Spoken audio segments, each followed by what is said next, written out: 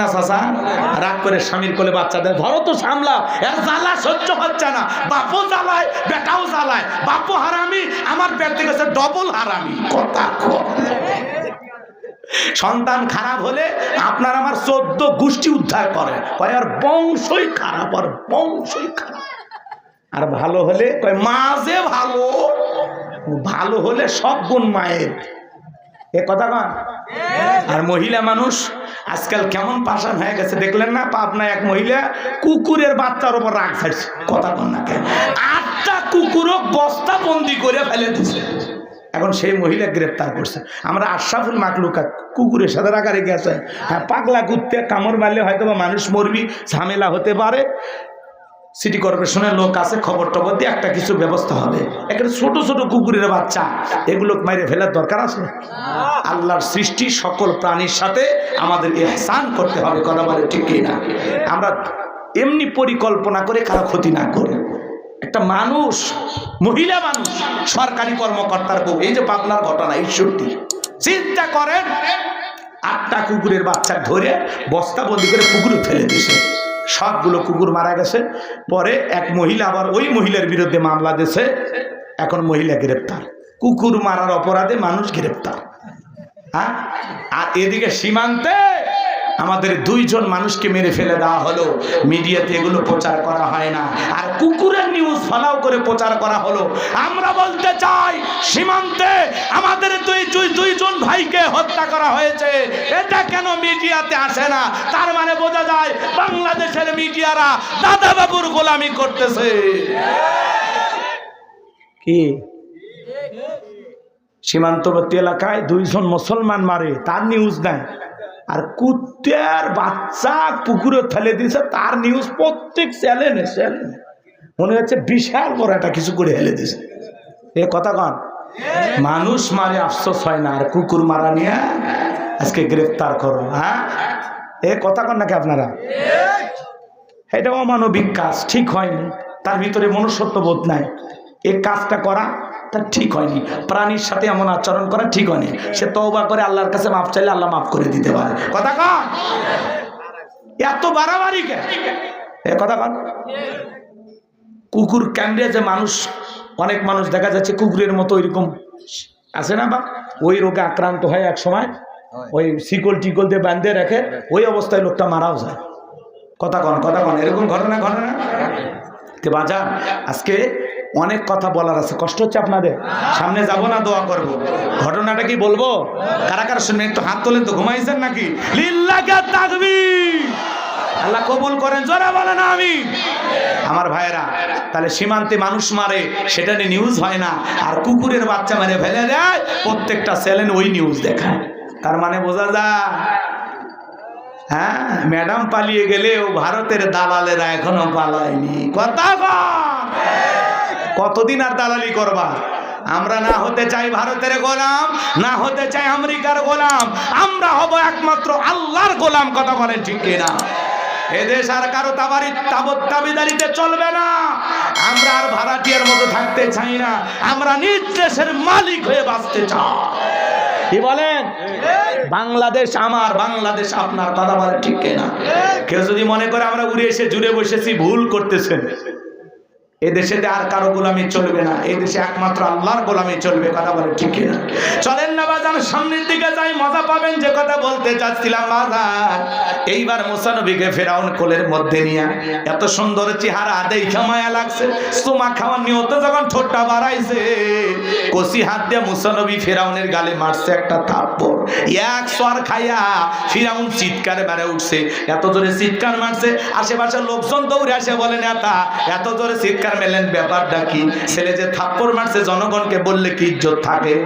তখন বলে আমার বাড়ি, আমি এমনি চিল্লাইছি, তোদের ডাকছি, সরে যা, এই সব সরে যা। ওদেরকে তাড়িয়ে দেওয়ার পরে এইবার আসিয়াকে ডেকে বলে, আসিয়া আয় আয় আয়। আসিয়া বলে কি হয়েছে, সারের মতো চিল্লাও কে? ভাই চিল্লাবো না, এর চোখে মুখে যে আগুন দেখছি রে আসিয়া, এ মুসা ছাড়া কেউ না, তরবারি দিয়ে জবাই করি, পথের শত্রুটা দূর করি। আসিয়া বলে ছেলে কি করেছে? বলে ছেলে গালে আমার থাপ্পড় মারছে। আসিয়া বলে ঢং করা জায়গা পাও না, এই ছোট মানুষ কোনোদিন তোমার গালে থাপ্পড় মারতে পারে? ফিরাউন ডেকে বলে বিবি রে, তোরে কেমনে বুঝাবো, গাল তো তোর ছিল না, গাল ছিল আমার। মজা কি আমি টের পাইছি, এর থাপ্পড়ের ওজন বুঝা দেয় এই ছেলেটাই ভবিষ্যতে মুসা হবে। জোরে কোন মারহাবা। এখানে আরো কিছু ঘটনা আছে, বলার সুযোগ নাই। এইবার মুসা নবীর বয়স হয়ে গেল 25 বছর, মানে শেষ পর্যন্ত যাবো তো, এই জন্য একটু হালকা মাইনাস করা লাগতেছে। মানে পুরোটা বললে 3 রাত বসে থাকা লাগবে, 3 রাত তাও থাকবেন। তাহলে বাড়িতে ফোন দেন, ভাত রান্না শুরু করুক, কিছু সাজিয়ে নিয়ে আসুক, খাইয়ে দেয়, কষ্ট করি। কষ্ট হচ্ছে আপনাদের? লিল্লাহি তাকবীর। মুসা নবীর কয় বছর? 25 বছর বয়স, টকবকে যুবক। কিপ্তি আর বনী ইসরাইলের মধ্যে লাগছে ঝগড়া। মুসা আলাইহিস সালাম নিজ সম্প্রদায়ের লোকের পক্ষ নিয়ে কিপ্তিক মারছে একটা ঘুষি, এক ঘুষিতে কিপ্তি দুনিয়ার থেকে দিলে ইন্না লিল্লাহি ওয়া ইন্না ইলাইহি রাজিউন। ফিরাউনের দরবারে মুসা নবীর বিরুদ্ধে হয়ে গেল এবার মার্ডারের মামলা। কিসের মামলা আছে? মার্ডারের মামলা হয়ে গেছে। আল্লাহ বলে পয়গাম্বার আর থাকা যাবে না, তুমি মাদাইনের দিকে আপাতত রওনা করো। আল্লাহর পয়গাম্বর মুসা আলাইহিস সালাম মাদাইনে চলে গেলেন। মাদাইনে যাওয়ার পরে বাজান গো আমার, ওখানে পানি খাওয়ানোর একটা ঘটনা আছে। শুআয়ব আলাইহিস সালামের 2টা মেয়ের সাথে দেখা হয়ে গেল, তাদের সাথে তার বাপের বাড়িতে গেলেন। যাওয়ার পরে শুআয়ব আলাইহিস সালামের 2টা কন্যা ডেকে বলে, আব্বা আমরা মেয়ে মানুষ, পানি খাওয়াইতে গেলে অনেক ঝামেলার সম্মুখীন হওয়া লাগে, আমাদের বাড়িতে একটা কাজের মানুষ দরকার। একটা ছেলে পাওয়া গেছে, এই ছেলেটা হলো অত্যন্ত শক্তিশালী, আর এই ছেলেটা এতটাই লাজুক বাবা, আমরা 2টা বোন কয়েকটা ঘন্টা তার সামনে ঘোরাফেরা করলাম, একটা বারের জন্য আমাদের 2 বোনের চেহারার দিকে তাকায় নাই। বলেন আল্লাহু আকবার। ও আব্বা, এই ছেলেটাকে রাখাল হিসেবে রাখতে পারেন। শুআয়ব আলাইহিস সালাম বয়স হয়ে গেছে, মুসা আলাইহিস সালামকে রাখাল হিসেবে বাড়িতে রাখলেন। কিছুদিন পরে আল্লাহর পয়গাম্বর মুসা আলাইহিস সালামের সাথে তার বড় মেয়ে সফরার বিবাহ সম্পন্ন করে দিলেন। পয়গাম্বর শ্বশুর বাড়িতে থাকলেন 8 থেকে 10 বছর। এইবার আল্লাহ ডেকে বলে পয়গাম্বর আর কতদিন শ্বশুর বাড়ি মধুর হাড়ি, এইবার গাট্টি গুট্টি গোছাও, স্ত্রীকে সঙ্গে নাও, আবারও মিশরের দিকে রওনা করো। আল্লাহর পয়গাম্বর স্ত্রীকে সঙ্গে নিলেন, শ্বশুরে দেওয়া মাল সামানা নিলেন, লাঠিটাকে সঙ্গে নিয়ে পয়গাম্বর মুসা আলাইহিস সালাম যখন তুর পর্বতে আসলেন, সেখানে আল্লাহ তাআলা তার পয়গাম্বরকে নবুয়ত দান করলেন। আমার আল্লাহ বলেন, ওয়া মা তিলকা বিয়ামিনিকা ইয়া মুসা। একটু জোরে কর না আল্লাহু আকবার, একটু মজা আছে, সামনে যাইতে দেন। আল্লাহ ডেকে বলে পয়গাম্বর তোমার ডান হাতে ওইটা কি?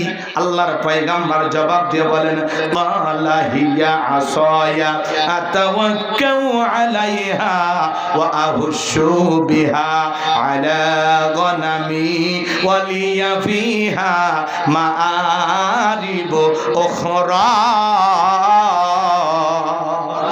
ডেকে বলেন আল্লাহ আমার হাতে এইটা লাঠি, এটার উপরে ভর দিয়া চলি, ছাগলের জন্য পাতা পারি, ইত্যাদি ইত্যাদি অনেক অনেক কাজ করি। আল্লাহ বলছে মুসা কি ওইটা লাঠি বললেই তো হয়ে যায়, কিন্তু মুসা আলাইহিস সালাম কি বলতেছেন, আল্লাহ এইটার নাম লাঠি, এটার উপরে ভর দিয়ে চলি, ছাগলের জন্য পাতা পারি, ইত্যাদি ইত্যাদি অনেক অনেক কাজ করি লাঠি দেয়া। আল্লাহ ডেকে বলে পয়গাম্বর প্রশ্ন করলাম একটা, জবাব দেও যাবে একটা, কারণটা কি? আচ্ছা বলেন তো মাজান, মুসা নবী কথা বলেন কার সাথে? আল্লাহর সাথে। যত কথা বেশি বলবেন তাতে মজা কমবে না বাড়বে?